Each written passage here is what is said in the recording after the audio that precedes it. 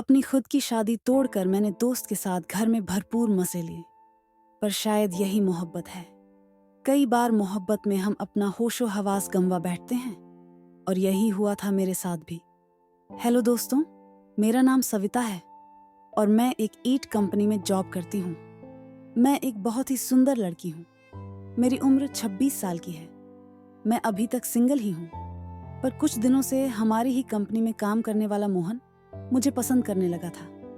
हम दोनों साथ में ही काम करते थे और काफी वक्त एक दूसरे के साथ बिताए थे। मुझे भी मोहन पसंद आने लगा था। वह बहुत हंस मुक्त था और हमेशा मजाक किया करता था। मुझे उसका साथ अच्छा लगता था। कभी कभी हम दोनों बाहर रेस्टोरेंट में भी खाना खाने चले जाते थे। 1 साल तक साथ काम करने के बाद मोहन ने मुझे शादी के लिए प्रपोज किया और कहा, सविता, मैं तुम्हें चाहने लगा हूँ। तुम बहुत खूबसूरत और हसीन हो। मेरी जिंदगी में आकर मेरी जिंदगी को संवार दो। क्या तुम मुझसे शादी करोगी? मैंने खुशी उससे शादी के लिए हाँ कर दी थी और वह रिश्ता लेकर मेरे घर पर आ गया। मेरे पूरे घर वालों को भी बहुत पसंद आया था। वह बिल्कुल वैसा ही लड़का था जैसा मेरे माता पिता को चाहिए था। मोहन के घर वालों को भी मैं पसंद आ गई थी। हम दोनों के परिवारों की रजामंदी से हमारी शादी तय हो चुकी थी। शादी का मुहूर्त 15 दिन बाद का निकला था।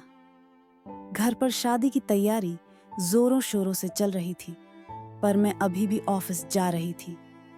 मैंने सोचा था कि शादी के 2 दिन पहले ही छुट्टी ले लूंगी, क्योंकि प्राइवेट कंपनी में छुट्टी मिल पाना थोड़ा मुश्किल होता है। मम्मी पापा ने कहा था कि तुम तैयारियों की टेंशन मत लो, सब आराम से हो जाएगा। इसीलिए मैं बिंदास थी और सारी तैयारी मेरे घर वाले ही कर रहे थे। मेरे भैया तो बात बात पर मेरा मजाक उड़ा रहे थे, पर मैं अंदर ही अंदर खुश थी कि अब मेरी जिंदगी में एक नया मोड़ आएगा। मेरे अकेलापन भरी जिंदगी में अब मुझे प्यार मिलने वाला था, और जिस चीज की जरूरत हर इंसान को होती है वह चीज भी मिलने वाली थी। अब मैं मोहन के ख्यालों में ही खोई रहती थी। रोज रात को फोन करके मोहन मेरे साथ सुहागरात की बातें करता था और मैं उन ख्यालों में डूब जाती थी। मेरे ऑफिस के लोग भी हम दोनों को लेकर मजाक किया करते थे। सब कुछ सही चल रहा था, लेकिन मेरी जिंदगी में एक नया तूफान आने के लिए इंतजार कर रहा था, जिससे मैं बिल्कुल अनजान थी। एक तरफ जहां मैं मोहन और मेरी नई जिंदगी के नए सपने देखने लगी थी, वहीं दूसरी तरफ मेरी जिंदगी में भूचाल आने को तैयार था, और मुझे पता नहीं था कि वह मुझे इस तरीके से मसल कर रख देगा। एक दिन मोहन ऑफिस नहीं आया था क्योंकि उसकी तबीयत खराब थी। इसी वजह से मुझे ऑफिस में ज्यादा काम करना पड़ रहा था। काम खत्म होते होते रात के 10 बज चुके थे। मुझे घर जाने के लिए काफी लेट हो गई थी। मैंने तुरंत अपना पर्स लिया और बाहर निकल गई।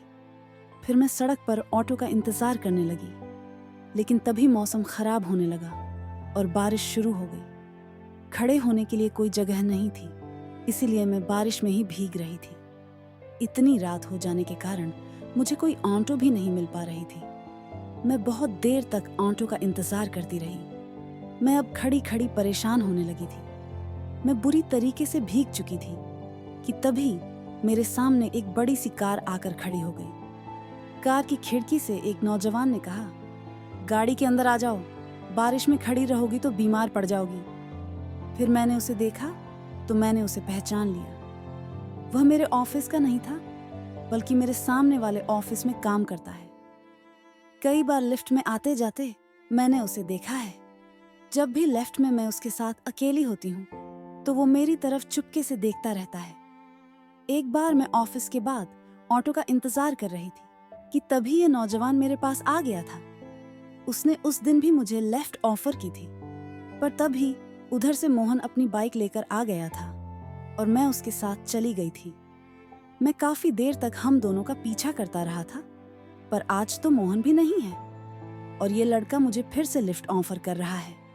मैंने सोचा किसी अजनबी से लिफ्ट लेना सही नहीं रहेगा। ये सोचकर मैंने उसे मना कर दिया और कहा, थैंक यू, पर मैं ऑटो का इंतजार कर लूंगी।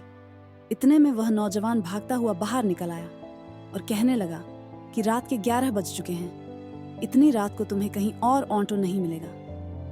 मौसम बहुत खराब है और इतनी रात को किसी लड़की का ऐसे अकेले खड़े रहना भी सेफ नहीं है। तुम प्लीज मेरे साथ चलो। अब वह वहीं खड़े होकर मेरे जवाब का इंतजार करने लगा। मैंने थोड़ा सोचा, समझा और फिर मुझे लगा कि इसकी मदद ले लेनी चाहिए। मैं उसकी गाड़ी में बैठ गई। उसने कहा, तुम तो बुरी तरीके से भीग चुकी हो, मेरा घर सामने ही है, चलो पहले अपने कपड़े बदल लो, फिर मैं तुम्हें घर ड्रॉप कर दूंगा। मैं ठंड से कांपने लगी थी। वह मुझे अपने घर लेकर चला आया और तुरंत ही उसने मुझे एक टॉवल पकड़ा दिया। उसके बाद वह मुझे अपने कमरे में लेकर आ गया और अपना एक शर्ट पैंट मुझे दिया और कहा, इसे पहन लो। वह कमरे से बाहर चला गया था। मैं अपने जिस्म को पूछ रही थी कि तभी मुझे सामने पड़ा हेयर ड्रायर नजर आया। मैंने सोचा, पहले अपने गीले बाल सुखा लेती हूँ, क्योंकि अगर मेरा सिर गीला रहता है तो मुझे सिर दर्द होने लगता है। मैंने धीरे धीरे अपने बाल सुखाना शुरू किया और बाल सुखाते सुखा